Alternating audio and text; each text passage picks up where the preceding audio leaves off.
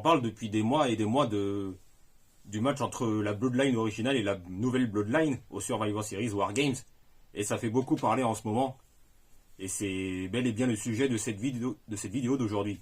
Bonjour à tous les amis, j'espère que vous allez tous très bien. Moi ça va très bien et très content de vous retrouver. Et comme vous l'avez deviné, on va parler du match qu'on attend tous, qui a été officialisé depuis une semaine et demie ou deux. Hein. C'est le match entre la OG Bloodline et la Bloodline 2.0. Et juste avant de démarrer, n'hésite pas à t'abonner et cliquer sur la petite cloche pour être informé de la sortie des prochaines vidéos, car ça aide beaucoup à faire grandir la chaîne, ça aide beaucoup pour le référencement, c'est très important. Et aussi, n'hésite pas à me suivre sur mes réseaux sociaux, Facebook, Instagram, YouTube, X, alias Twitter. Cette fois-ci, c'est parti, ça démarre. Et comme je vous le disais en introduction il y a quelques instants, on en parle de ce match tant attendu entre les deux Bloodlines, hein, avec d'un côté la Bloodline OG avec Roman Reigns, Jay et Jimmy Uso, hein, et tout en incluant Sami Zayn dans la Bloodline originale, hein, et vu le passif entre Zayn et la Bloodline. Et la Bloodline 2.0 avec Solo Sikoa, Tama Tonga, Tongaloa, Jacob Fatu. Hein.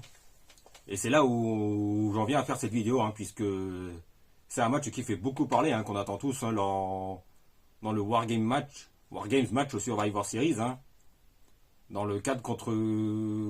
dans ce qui devait être à la base un 4 contre 4 qui devient finalement un 5 contre 5. Et personnellement, que dire de cette idée, personnellement, moi je trouve que ça ne fait pas vraiment sens, hein, et que c'est pas vraiment la bonne idée, hein, puisque le 4 contre 4 entre les deux Bloodlines, hein, cette affaire de famille, entre guillemets, en storyline, hein, c'était déjà très bien. C'était parfait. Et donc pourquoi rajouter un 5 contre 5 ? La raison c'est que lors du Raw de la semaine dernière, on a eu Sami Zayn, hein, qui a proposé à Seth Rollins de devenir le 5e membre de la Bloodline, ce que Rollins a refusé, hein, vu le passé entre Rollins et Reigns, hein, on connaît l'histoire entre Reigns et Rollins en tant que membre du Shield, hein, avec le coup de chaise mémorable de Rollins dans le dos de Reigns, et j'en passe. Et puis après on connaît la suite pour Seth Rollins, hein, et pour Roman Reigns, hein. Et notamment le match pour le titre WWE Undisputed. Enfin, ouais, c'était pour le titre universel, hein, au Royal Rumble il y a 2 ans et demi. Hein. Et ce que Seth Rollins a refusé, hein, d'être le 5e membre, ce qui fait que Sami Zayn, on peut dire, s'est retrouvé un peu, ouais, dans l'embarras, on peut dire. Hein. Et du coup, Solo Sikoa en a profité pour proposer à Rollins d'être le 5e membre, hein, ce que Rollins refuse également.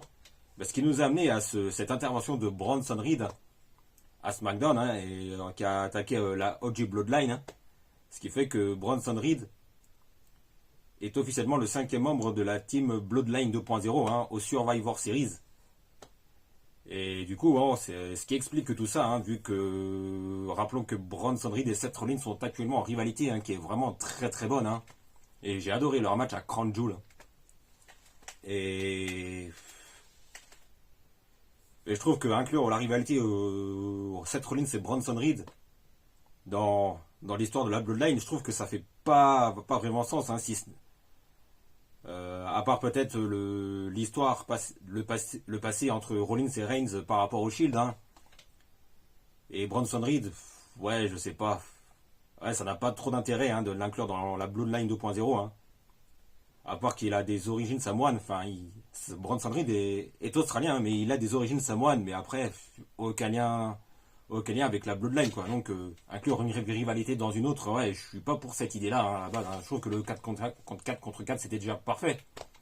Mais encore, si on avait le 5 contre 5 au Survivor Series War Games, si on avait rajouté, par exemple, The Rock dans la team OG Bloodline, et Hikuleo, hein, dans la Team Bloodline 2.0, voire encore Lance Anoa'i, qui a récemment signé à la WWE mais qui va passer par NXT, c'est aux dernières nouvelles, ou Zilla Fatou, là j'aurais compris, mais rajouter Rollins et Reed, ouais, non, je ne sais pas trop, je trouve que ça n'a vraiment aucun sens, à part peut-être une intervention, à part peut-être pour cette Rollins, hein, qui a plus ou moins peut-être un sens, hein, vu que je me répète un peu, vu le passif entre Reigns et Rollins par rapport au Shield il y a plus de 10 ans. Et dans le même temps, hein, il y a un catcheur qui attend bien au chaud son retour, hein, et son gros programme avec Seth Rollins. Et ce catcheur en question, c'est CM Punk, hein, qui n'est plus apparu sur les écrans de la WWE depuis sa victoire face à Drew McIntyre lors de Bad Blood. Hein. Et après Bad Blood, hein, lors d'un épisode de Raw, on a eu une première on a eu plus ou moins le début de la rivalité qui a démarré entre Rollins et Punk, hein, car rappelons qu'à la base, lors de WrestleMania 40, hein, on devait avoir Seth Rollins face à CM Punk pour le titre de champion du monde poids lourd dans le main event de la nuit 1 de WrestleMania. Hein. Mais la blessure de CM Punk a carrément chamboulé les plans, ce qui a fait que Seth Rollins s'est retrouvé dans un match... s'est retrouvé à défendre son titre poids lourd face à Drew McIntyre. Mais bon, ça c'est une autre histoire. Et du coup, hein, ça me semble logique qu'on ait ce programme qui va arriver entre CM Punk et Seth Rollins. Hein. Et ce que je vois venir, hein, possiblement, bah, c'est peut-être une intervention de CM Punk d'une manière ou d'une autre, hein, qui ferait son retour au Survivor Series, War Games, enfin, dans le War Games match, afin de coûter, enfin en plein match, afin d'attaquer Seth Rollins, hein, en lui portant son GTS, afin de faire perdre la Bloodline originale. Mais bon, là, je ne pense pas que ça va arriver, hein, vu que la Bloodline originale va probablement remporter ce match. Hein. On le sait tous déjà. Hein. D'autant plus qu'on est entre les deux Bloodlines, on est à égalité, plus ou moins à égalité, hein, partout la balle au centre. Hein, car rappelons que Cody et Reigns ont remporté la première manche à Bad Blood. Ensuite, la Bloodline originale, la Bloodline 2.0 a remporté la revanche à Crown Jewel. Et on a cette